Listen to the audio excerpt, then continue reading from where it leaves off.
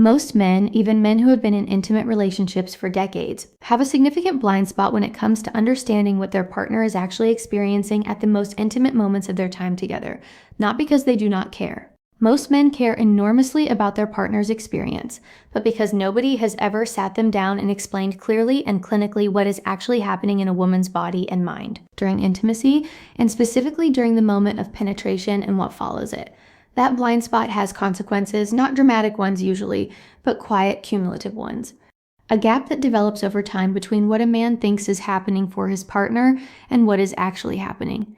A series of small misalignments in pace, attention, and presence that reduce the quality of an intimate experience that could have been genuinely profound for both people.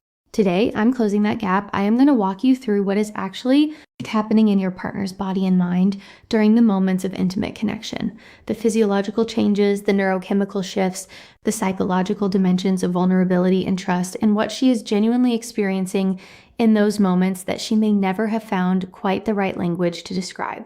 And I am going to tell you clearly and practically what understanding all of this means for how you show up in your intimate relationship. I am Dr.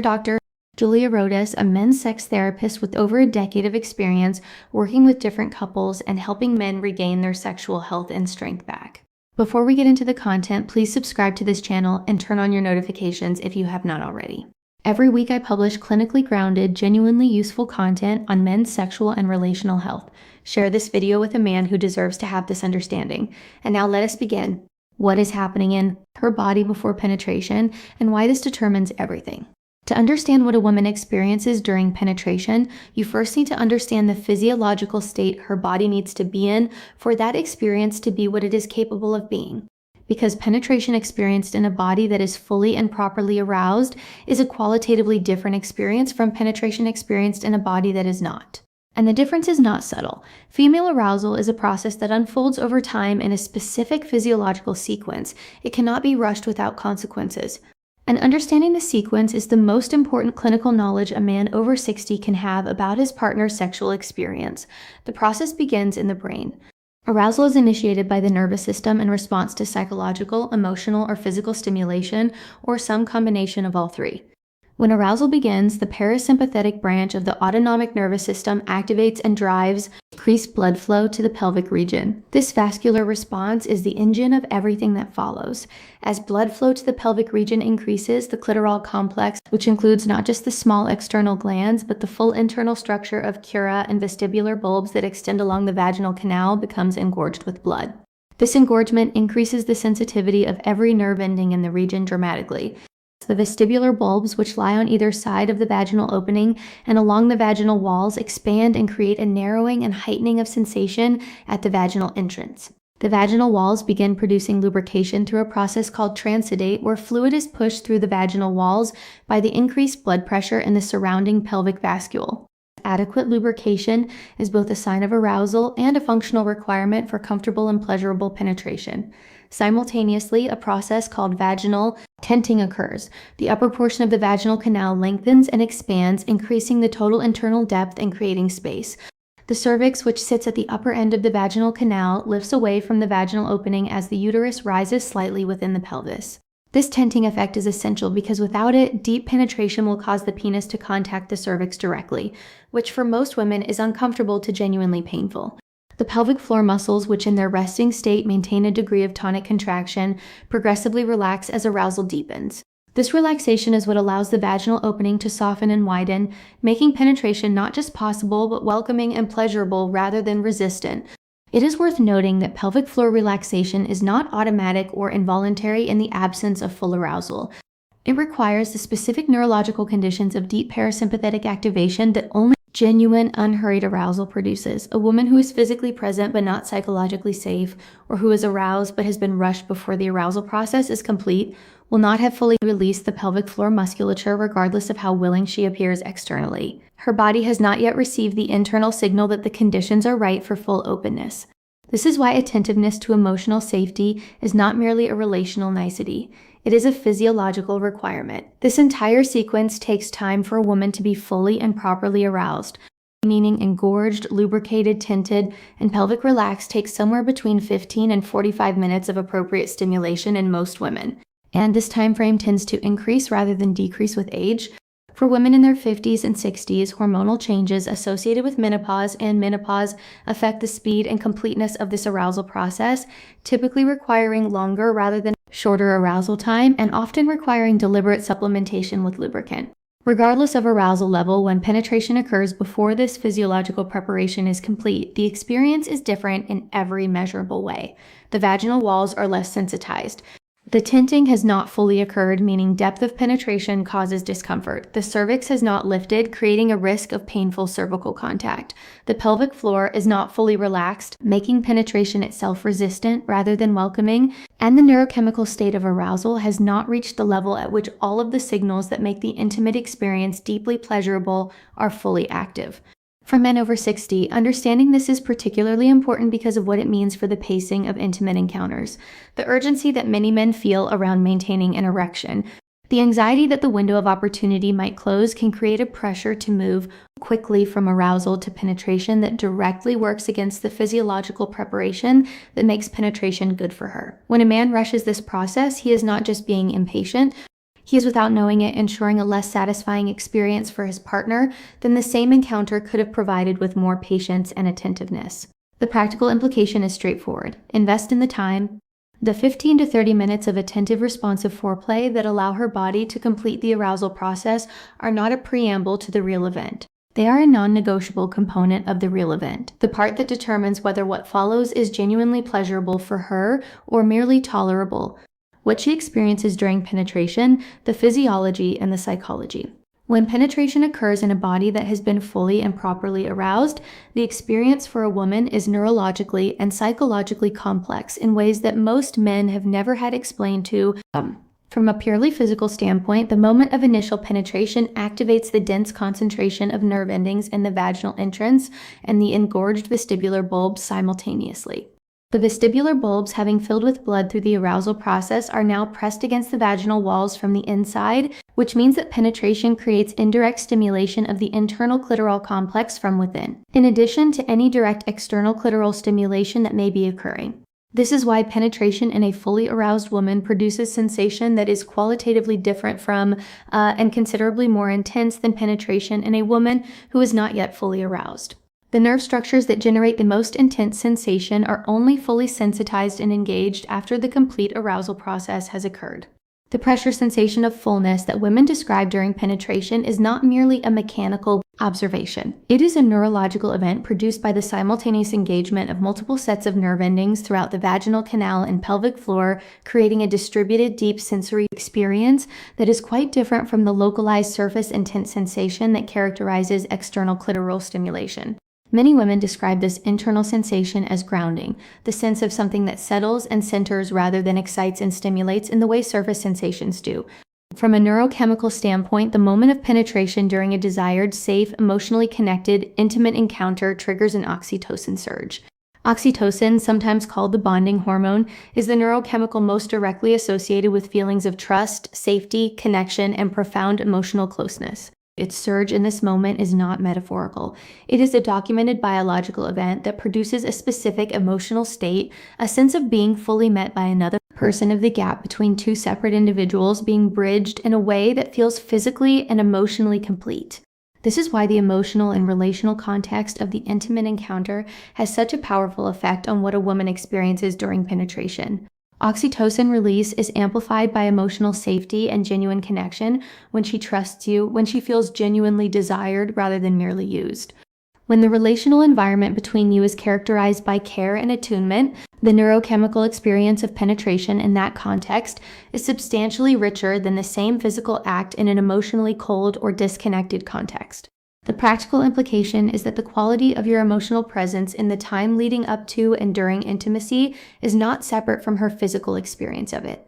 It directly shapes her neurochemical experience. The man who is genuinely present, genuinely attentive, and genuinely invested in her experience is creating physiological conditions in her body through the amplification of oxytocin and the activation of her parasympathetic nervous system that produce considerably more pleasurable sensation than the same physical acts performed by a man who is distracted, hurried, or focused primarily on his own experience. The trust dimension, what she is giving you in that moment. There is something about the moment of penetration that most men have never been invited to think about from her perspective. And I want to address it directly because understanding it changes how a man shows up in intimate moments in a way that nothing else quite does. The physical vulnerability of penetration being entered by another person requires a degree of physical and psychological openness that has no male equivalent. To allow another person to enter your body requires trust. Not just the general trust of a relationship, but the specific trust of being in a state of complete physical openness with another person who is larger and physically stronger than you. The body has to actively choose to be permeable rather than defended. The muscles of the pelvic floor, which in their natural resting state are protected and contained, have to fully release and open. This does not happen involuntarily when trust is absent. The body knows the difference. For women over 50 who often carry the additional layer of body image anxiety that accompanies the physical changes of aging, this vulnerability is more consciously present than it may have been in younger decades. She is more aware of her own body. She is more aware of how she is being seen. And the degree to which she feels genuinely and specifically desired by you in this body at this age is directly relevant to how safe it is for her nervous system to be fully open. I want to say something here that I consider one of the most important things I share with the couples I work with. The physical changes of aging in women are real. Many women in their 50s and 60s have absorbed cultural messages suggesting that those changes make them less desirable, less worthy of intimate attention, less worth seeing. When a man of this age approaches his partner with genuine, specific, expressed desire for her as she actually is, the effect on her nervous system is profound. It tells her body that it is safe to be open, that the vulnerability is not a risk but an invitation, and a body told that it is safe to be open is a body capable of experiencing pleasure that a defended, self-conscious body cannot access. When you approach this moment with genuine presence and genuine desire for her specifically, you are not just making her feel good emotionally. You are creating the neurological conditions under which her body can be fully open, fully responsive, and fully capable of experiencing the depth of pleasure that the encounter could offer. Emotional presence is not a courtesy, it is a physiological prerequisite. What she needs from you during penetration, pace, attention, and presence. Now that you understand what is happening in her body and her mind, let me translate this into practical guidance for how to be present in these moments in ways that honor and amplify her experience. The first and most important thing she needs from you is pace. Specifically, she needs initial penetration to be slow. This is not about timidity or passivity. It is about anatomy. The vestibular bulbs and the pelvic floor musculature, even when fully aroused, need the gradual progression of penetration to communicate welcome and accommodation rather than surprise and resistance. Beginning slowly with the first entry being gentle and shallow and deepening gradually over the course of 1 to 3 minutes gives her body the time to respond to each new increment of depth with appropriate neuromuscular relaxation and expanded arousal. Beginning too fast, regardless of how aroused she appears, compresses a process that is designed to unfold incrementally. It bypasses the gradient of sensation that makes the transition from outside to fully inside a continuous and layered experience, reducing it to a single binary event. That reduction costs both of you something. The second thing she needs is your attention to her responses. Her breath is your most reliable real-time guide. Deepening, slowing, and rhythmic breathing indicates that her arousal is building and her body is responding positively. Held breath or shallow, tense breathing indicates that something needs to slow down or adjust. Her muscle responses, the relaxation or engagement of her pelvic floor, thighs, and abdomen, communicate the same information in somatic terms. The woman who reaches for you, draws you closer, and moves to meet your movements is communicating clearly that she is receiving what she needs. The woman who becomes still, holds her breath, or creates subtle distance is communicating equally clearly that she needs a different pace, a different angle, or more time. This is not a complicated system to read. It requires only one thing: that you are actually paying attention, not to your own sensations, not to your own performance, not to the internal monologue about whether you are doing well enough to her breath, her movement, the quality of her relaxation or tension.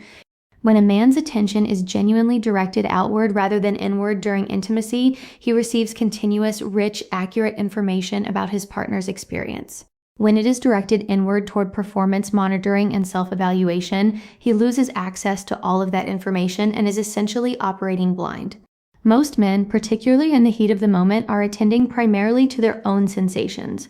The shift toward attending primarily to her sensations and her responses is the single most impactful change most men can make in their intimate lives. and it becomes more rather than less available with age. The urgency and performance anxiety of younger sexuality tends to narrow attention inward. The greater experience and reduced performance pressure of sexuality in the 60s and beyond opens the possibility of genuine outward attentiveness that younger men rarely access. The third thing she needs is your consistency once she is building toward orgasm. Female orgasm depends on the maintenance of a consistent stimulus pattern in the period approaching climax. The nerve endings and arousal pathways that are producing the building response lock into the specific stimulation pattern they are receiving, and any significant change in pace, depth, angle, or pressure in the final stages of arousal disrupts that pattern and can reduce or eliminate the orgasm that was building when she communicates verbally or non-verbally that she is close. The most important thing you can do is maintain exactly what you are doing without variation. Do not speed up, do not change angle, do not introduce novelty. Simply maintain the consistent, attentive presence of exactly what has been working. This is one of the most common and most consequential mistakes men make. Changing technique at precisely the moment when consistency is the only thing required. The emotional aftermath. Why presence after matters as much as presence during the experience of intimacy for a woman does not end at the moment of orgasm or the moment of physical separation. The neurochemical state that penetration and intimacy have produced continues to influence her experience for a meaningful period afterward. And the quality of your presence in that period is directly relevant to the depth of connection she carries away from the encounter. Oxytocin elevated throughout the intimate encounter remains elevated in the post-orgasmic period. This is the period of greatest emotional openness and vulnerability in the entire intimate experience.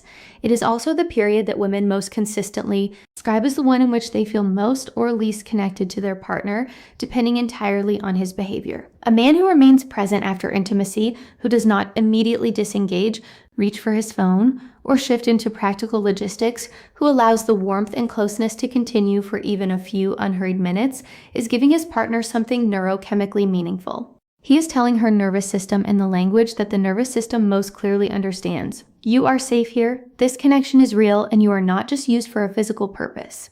That message delivered consistently over the course of a relationship shapes the depth of her trust and openness in every subsequent intimate encounter. The inverse is also true. The man who disengages immediately, who physically or emotionally withdraws in the post-intimacy period when she is most neurochemically primed for connection, is sending a message that her nervous system registers as clearly as any verbal communication. That message, also delivered consistently over time, teaches her nervous system to protect itself from the vulnerability of intimate openness.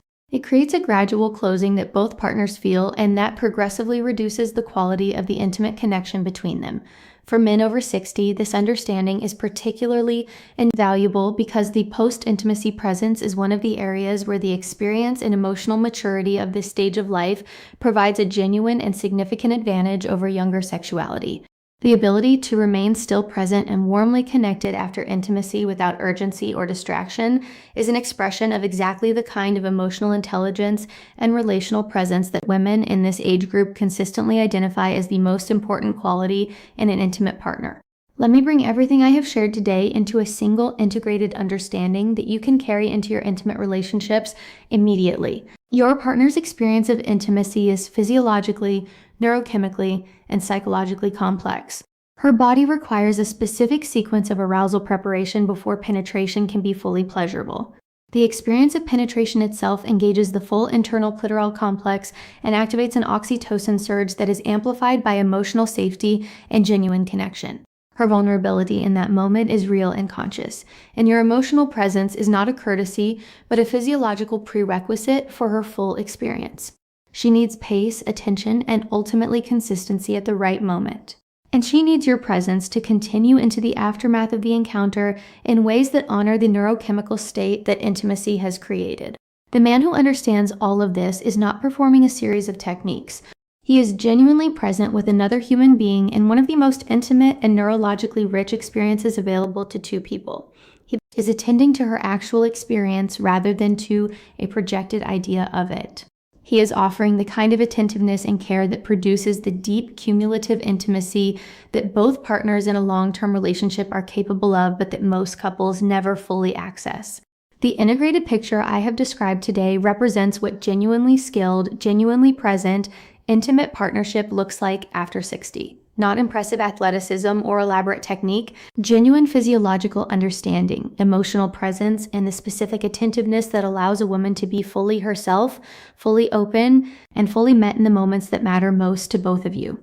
That combination available to every man who chooses to develop it is what produces the kind of intimacy that deepens rather than diminishes with the passage of time. I am Julia Rouse, a men's sex therapist with over a decade of experience working with different couples and helping men regain their sexual health and strength back. If today's video gave you something genuinely new and valuable, something that shifts how you show up for your partner in your most intimate moments, please do 3 things right now. Hit the like button because it helps more men find this content when they most need it. Leave a comment below and tell me what aspect of today's conversation most changed your thinking, because I read every single comment and your responses shape what I create for this community every week. And please subscribe with notifications on if you have not already, because every week I am here with the honest, evidence-based, practically useful content on men's sexual and relational health that you deserve. I will see you